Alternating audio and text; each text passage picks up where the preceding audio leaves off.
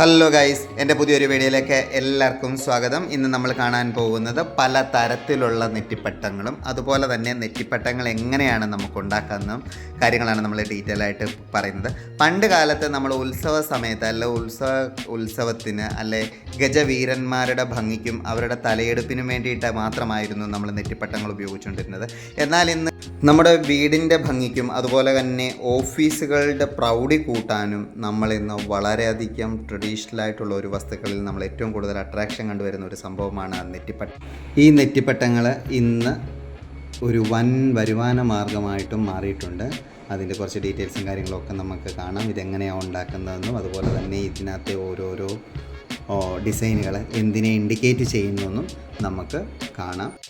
YouTube start ചെയ്യുന്നവരോടാണ് ഞാനൊരു റിക്വസ്റ്റാണ്. കാരണം എന്താണെന്ന് വെച്ചാൽ ഞാൻ ഓണത്തിന് ഒരു 15 ദിവസം ഗ്യാപ്പ് വന്നായിരുന്നു റീലിടാനായിട്ട്. അപ്പോഴത്തേക്ക് എന്നെ ഫോളോ ചെയ്തിട്ട് പോയവർ ഇൻസ്റ്റാഗ്രാമിലാണെങ്കിലും സബ്സ്ക്രൈബേഴ്സാണ് എനിക്ക് ഒരുപാട് കുറയുന്നുണ്ടായിരുന്നു. അപ്പോൾ ഒരു കാരണവശാലും നിങ്ങൾ ഇൻസ്റ്റാഗ്രാം നെഗ്ലക്റ്റ് ചെയ്തിട്ട്, ഞാൻ മനഃപൂർവ്വം നെഗ്ലക്റ്റ് ചെയ്തതുമല്ല. ഇനി ഞാൻ കണ്ടിന്യൂസ് ആയിട്ട് വീഡിയോ ഇട്ടോളാം, അതൊന്നും നമുക്ക് പ്രശ്നമുള്ള കാര്യങ്ങളൊന്നുമല്ല. പിന്നെ ഞാനിപ്പോൾ ഇത് പറഞ്ഞെന്താണെന്ന് വെച്ചാൽ യൂട്യൂബിൽ സബ്സ്ക്രൈബേഴ്സ് കൂടാനും ഇൻസ്റ്റാഗ്രാം നമുക്കൊരു പ്ലാറ്റ്ഫോം തന്നെയാണ്. നമുക്ക് നെറ്റിപ്പട്ടം ഉണ്ടാക്കാനുള്ള എല്ലാ സാധനങ്ങളും മാർക്കറ്റിൽ അവൈലബിൾ ആണ്. ആദ്യം നമുക്ക് അതിൻ്റെ അടിക്കണക്കിനനുസരിച്ചാണ് നമ്മൾ സാധനങ്ങൾ വാങ്ങുന്നത്. ആദ്യം ഇത് കുമ്പളകൾ എന്നാണ് ഇതിന് പറയുന്നത്. അതിന് ശേഷം നമ്മൾ നല്ലൊരു പ്ലാറ്റ്ഫോം ഉണ്ടാക്കിയതിന് ശേഷം ആദ്യം ഗണപതിയെ ഒട്ടിക്കും. അതിനുശേഷം ത്രിമൂർത്തികളെയാണ് നമ്മൾ ചെയ്യുന്നത്. അത് നേരെ തന്നെ ഒട്ടിക്കുകയും വേണം. അതിന് തൊട്ട് മുകളിലായിട്ട് പാർവതിയാണ് ഒട്ടിക്കുന്നത്. അതിൻ്റെ ഇരു സൈഡുകളിലായിട്ട് ചാത്തുപുളി എന്ന് പറയുന്ന ഒരു ഇതാണ് ഒട്ടിക്കുന്നത്. അതിൻ്റെ മണ്ടയ്ക്ക് നമ്മൾ ലക്ഷ്മി ദേവിയെ ഒട്ടിക്കും. അതിന് ശേഷം ചന്ദ്രക്കലയാണ് നമ്മൾ ഒട്ടിക്കുന്നത്. ചന്ദ്രക്കലയ്ക്ക് ഒരു പ്രത്യേകത ഉള്ളത് എന്നാണെന്ന് ചോദിച്ചാൽ 1, 3 അല്ലെങ്കിൽ 5 അല്ലെങ്കിൽ 7 എന്നുള്ള കണക്കിലാണ് നമ്മൾ ഒട്ടിക്കുന്നത്. പിന്നെ ഇതിൻ്റെ ഇരു സൈഡുകളിലുമായിട്ടും ഈ നെറ്റിപ്പട്ടത്തിൻ്റെ മോഡൽ വെട്ടിയതിന് ശേഷമാണ് നമ്മളിത് ചെയ്യേണ്ടത്. ഇതിൻ്റെ ഇരു സൈഡുകളിലുമായിട്ടും അഷ്ടവസ്തു അല്ലെങ്കിൽ ഒരു സൈഡിൽ അഷ്ടവസ്തു ഒരു സൈഡിൽ നവഗ്രഹങ്ങളെയാണ് നമ്മൾ ഒട്ടിക്കുന്നത്. അതിന് ശേഷം വളരെ ഭംഗിയായിട്ട് തന്നെ നമുക്ക് ത്രിമൂർത്തികൾക്ക് ചുറ്റുമായിട്ട് ചാത്തുപുളി നല്ല ക്രമേണ നല്ല വൃത്തിയായി സൂക്ഷ്മമായിട്ട് അത് ഒട്ടിച്ചെടുക്കണം. അതിന് ശേഷം നമ്മൾ ഏറ്റവും താഴെ ലെവലിൽ നിന്ന് വേണം ഒട്ടിച്ചു തുടങ്ങാൻ. എന്നാൽ മാത്രമേ അതിന് ഭംഗിയും ഫിനിഷിങ്ങും ഉണ്ടാകത്തുള്ളൂ.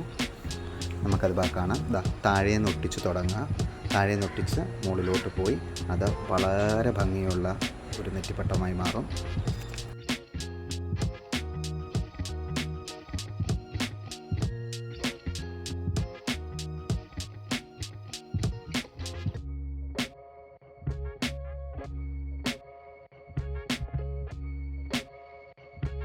ഇനിയിപ്പം ഇത് തന്നെത്താൻ ഞാൻ ഉണ്ടാക്കുന്നത്, അതായത് ഒരു 10-20 മിനിറ്റ് ദൈർഘ്യമുള്ള ഒരു വീഡിയോ ഉണ്ടാക്കുന്നതായിട്ട് തന്നെ. ഇതിപ്പം ഞാൻ ഉണ്ടാക്കുന്നിടത്തു നിന്ന് കുറേ ഫോട്ടോസ് കളക്ട് ചെയ്ത് മാന്നാറിൽ നിന്ന് കളക്ട് ചെയ്ത് വീഡിയോസ് അപ്ലോഡ് ചെയ്യുവാണ്.